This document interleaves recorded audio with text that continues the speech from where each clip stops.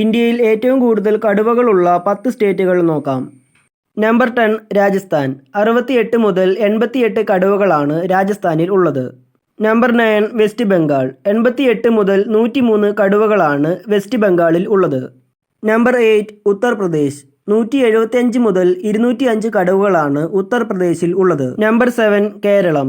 136 മുതൽ 216 കടുവകളാണ് കേരളത്തിൽ ഉള്ളത്. നമ്പർ 6 ആസാം. ഏകദേശം 167 കടുവകളാണ് ആസാമിൽ ഉള്ളത്. നമ്പർ 5 തമിഴ്നാടു. ഏകദേശം 267 കടുവകളാണ് തമിഴ്നാട്ടിൽ ഉള്ളത്.